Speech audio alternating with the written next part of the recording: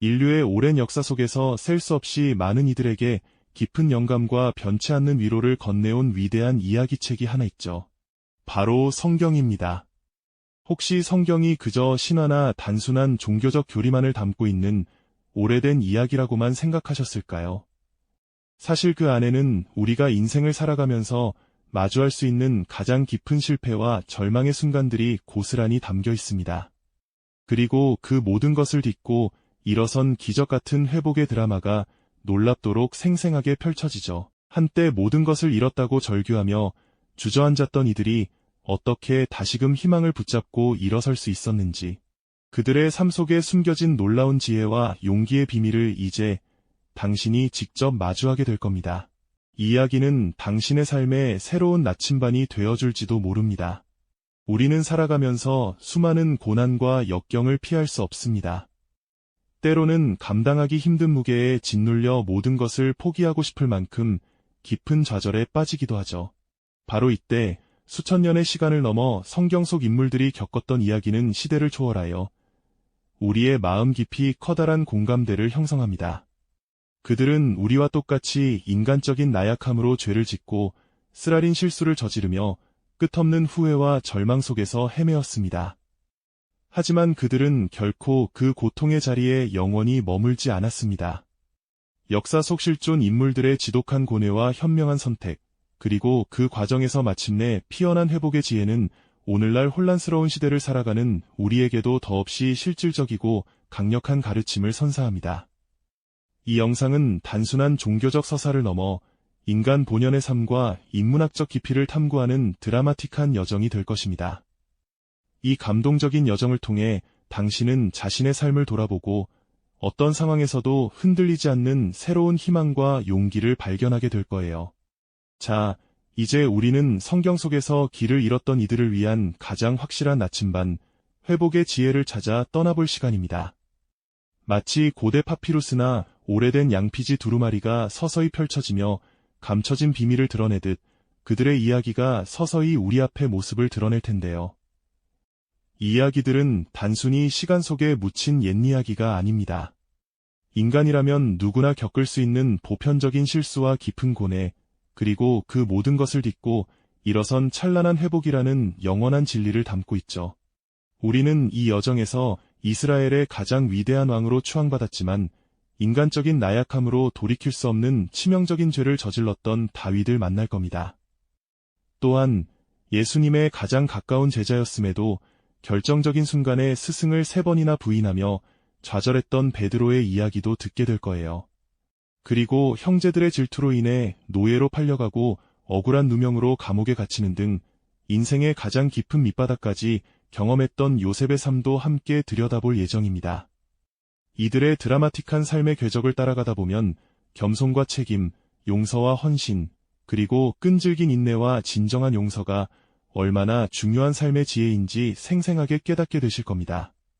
과연 그들은 어떻게 절망의 구렁텅이에서 벗어나 새로운 삶을 살 수 있었을까요? 그리고 그들의 이야기는 오늘날을 살아가는 우리에게 어떤 영감과 희망을 줄 수 있을까요? 그 비밀이 곧 밝혀질 겁니다.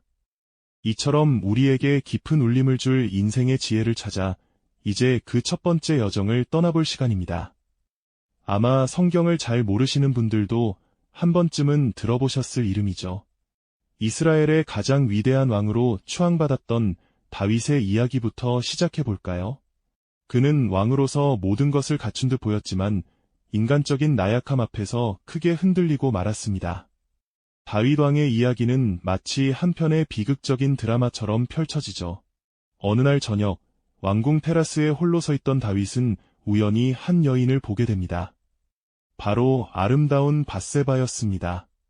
순간의 욕망에 사로잡힌 그는 해서는 안 될 치명적인 실수를 저지르고 말았죠. 그러나 그의 죄는 여기서 멈추지 않았습니다. 밧세바가 임신했다는 소식을 듣자 다윗은 자신의 죄를 은폐하기 위해 충성스러운 부하 우리아를 전쟁터의 가장 위험한 곳으로 보내어 죽음에 이르게 하는 상상조차 할 수 없는 잔혹한 계략을 꾸몄습니다. 이로써 다윗은 단순한 간음을 넘어 살인이라는 돌이킬 수 없는 죄악의 늪에 빠져들게 된 겁니다. 왕으로서의 권위는 물론 한 인간으로서의 존엄성까지 송두리째 무너져 내리는 순간이었죠. 그러나 죄는 결코 숨겨지지 않는 법입니다. 시간이 흘러 하나님은 나단 선지자를 다윗에게 보내 그의 죄를 준엄하게 꾸짖으셨습니다.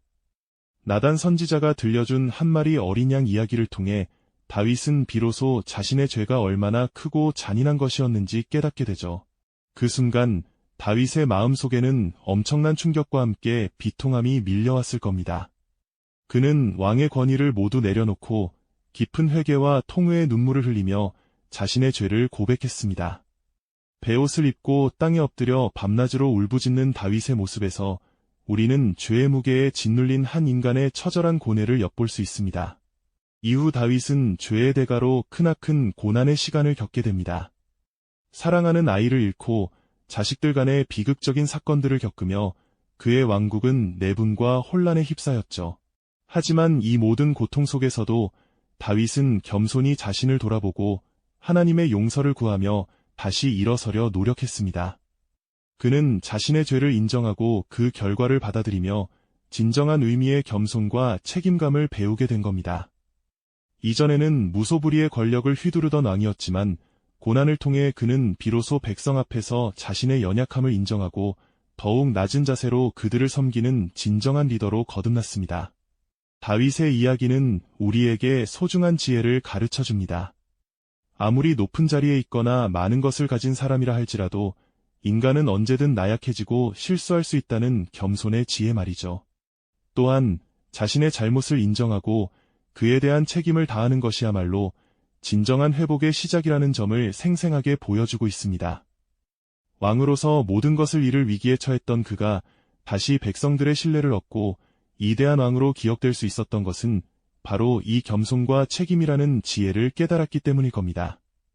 그의 삶은 우리에게 질문을 던집니다. 당신은 혹시 지금 다윗처럼 자신의 그림자를 외면하고 있지는 않은가요?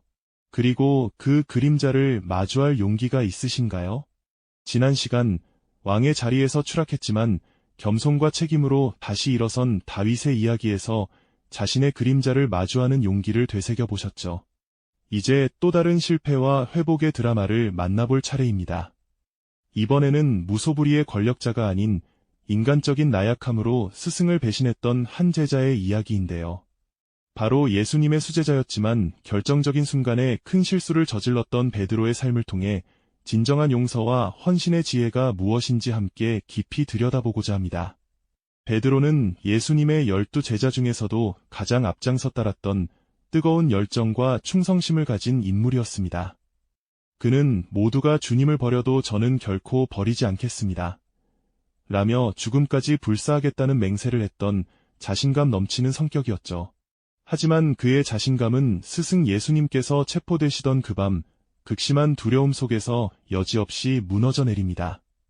그는 멀리서나마 대제사장의 뜰까지 몰래 따라 들어갔습니다. 그곳에서 그를 알아보는 사람들의 날카로운 추궁을 피할 수 없었죠. 당신도 예수와 함께 다니던 자가 아니오? 라는 질문에 베드로는 두려움에 휩싸여 나는 당신이 무슨 말을 하는지 도무지 모르겠소. 라며 부인하고 맙니다. 한 번의 부인으로 끝나지 않았습니다. 잠시 후 또 다른 사람이 그를 지목하자 베드로는 격앙된 목소리로 다시 스승을 부인합니다. 그리고 세 번째, 닭이 울기 직전 당신은 틀림없이 그들과 한패요. 라는 추궁에 베드로는 저주까지 퍼부으며 예수님을 모른다고 맹세하기에 이르렀습니다. 그 처절한 외침이 끝나기가 무섭게 새벽을 알리는 닭 울음소리가 그의 깃전을 때렸죠. 예수님께서 내가 닭 울기 전에 나를 3번 부인하리라 하셨던 예언이 번개처럼 그의 뇌리를 스쳐 지나갔을 겁니다. 사랑하던 스승을 3번이나 모른다고 부인했다는 죄책감과 후회는 그의 마음을 갈기갈기 찢어 놓았겠죠. 그는 밖으로 뛰쳐나가 한없이 서럽게 통곡했습니다. 자신이 저지른 돌이킬 수 없는 잘못 앞에서 그의 자존심과 모든 희망은 산산조각 났을 테죠. 세상의 모든 무게가 그의 어깨를 짓누르는 듯한 절망감에 빠졌을 겁니다. 스스로를 용서할 수조차 없는 깊은 죄책감은 그를 꼼짝 못하게 만들었을 테고요.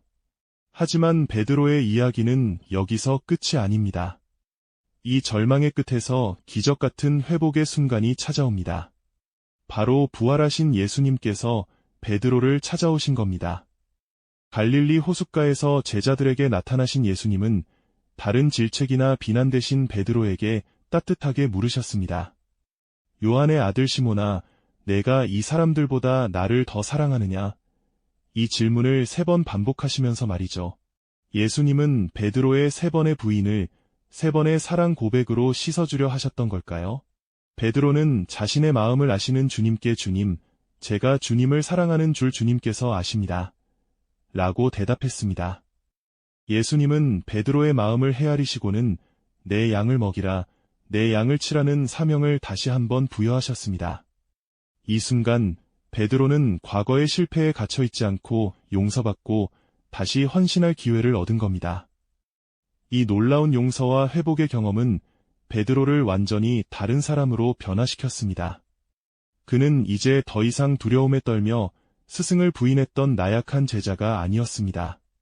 초대 교회의 주춧돌이 되어 오순절 설교로 수많은 사람들을 회심시키고 담대하게 복음을 전하다 결국 십자가에 거꾸로 매달려 순교하는 자리까지 나아갑니다.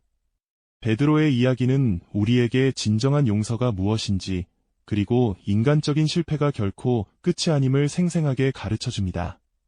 자신의 잘못을 뼈저리게 후회하며 절망의 구렁텅이에 빠졌던 그가 다시 일어설 수 있었던 것은 바로 예수님의 조건 없는 용서와 그 용서를 받아들여 다시 헌신하겠다는 그의 용기 때문이었죠.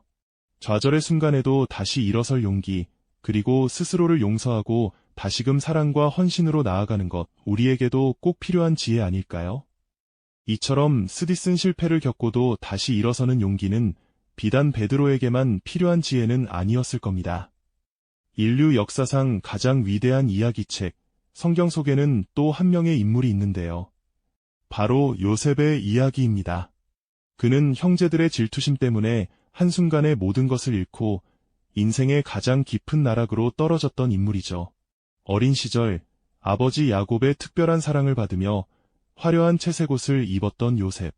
그 채색옷이 형제들의 시기심을 불러일으킬 줄은 미처 몰랐을 겁니다. 꿈을 이야기하며 미래를 예언했던 그 순진한 소녀는 결국 형제들의 배신으로 깊은 구덩이에 던져지고 차가운 노예 상인의 손에 팔려 이집트 땅으로 끌려가게 됩니다. 상상해보세요. 사랑하는 가족에게 버림받아 낯선 땅으로 팔려가는 어린 소년의 심정을 말이죠. 이집트에서 그는 보디발 장군의 집에서 노예 신분으로 일하게 되지만 성실함과 지혜로움을 인정받아 가정 총무의 자리까지 오르게 됩니다. 이제 조금 삶이 풀리나 싶었을까요?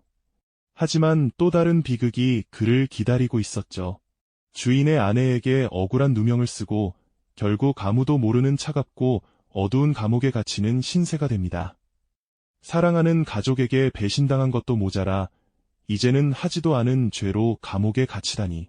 그야말로 인생의 밑바닥, 절망의 구렁텅이에 빠진 순간이었을 겁니다. 보통 사람이라면 모든 것을 포기하고 주저앉았을 법한 상황이죠. 하지만 요셉은 그 절망 속에서도 결코 희망의 끈을 놓지 않았습니다. 감옥 안에서도 그는 주어진 상황에서 묵묵히 최선을 다하며 심지어 간수장의 신뢰를 얻어 감옥의 재반 사무를 돌보는 역할을 맡게 됩니다. 절망적인 환경 속에서도 자신의 역할을 찾아 성실하게 임하는 그의 모습은 우리에게 깊은 울림을 주지 않나요? 그렇게 감옥에서 세월을 보내던 요셉에게 기회가 찾아옵니다. 바로 이집트의 왕, 파라오가 꿈 때문에 번민하고 있었던 것이죠.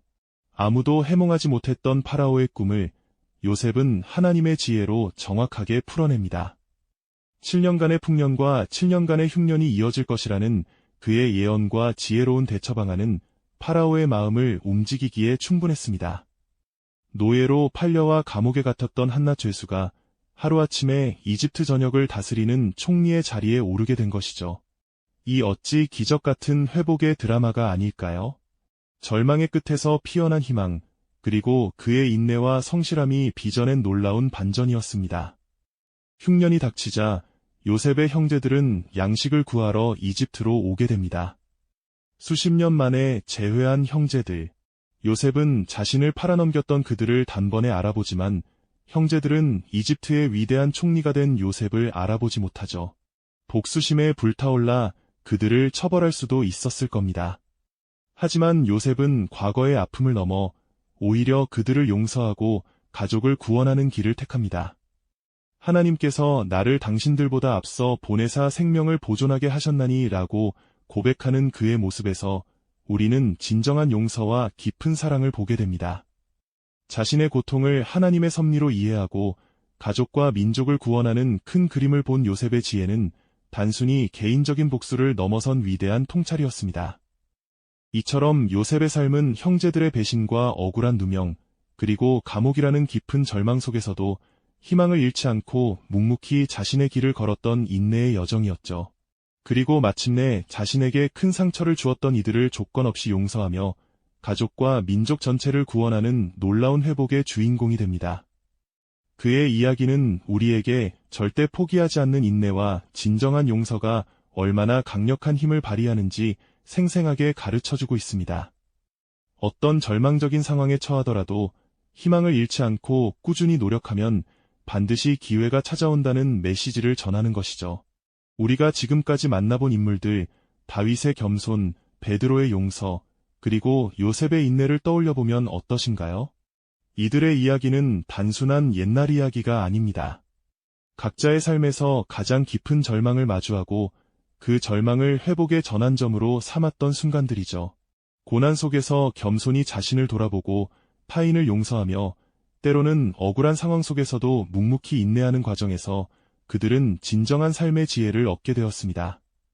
인간의 실패는 결코 끝이 아니라 새로운 시작을 위한 변곡점이라는 것을 이들의 삶이 우리에게 분명히 보여주고 있지 않나요?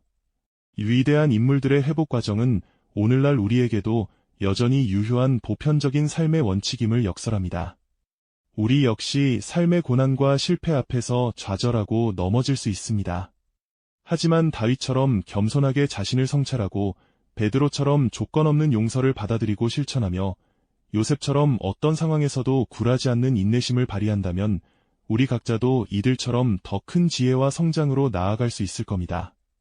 결국 성경 속 이들의 이야기는 넘어져도 괜찮아, 다시 일어서는 법을 배우면 돼 라는 강력한 위로와 용기를 건네는 지혜의 보고임을 깨닫게 됩니다. 다음 영상에서는 이 지혜를 바탕으로 한 또 다른 흥미로운 역사적 통찰을 다룰 예정이니 많은 기대 부탁드립니다. 이 영상이 도움이 되셨다면 좋아요와 구독 부탁드립니다. 여러분의 응원이 제게 큰 힘이 됩니다. 다음 영상에서도 더 유용한 정보를 공유하겠습니다. 감사합니다.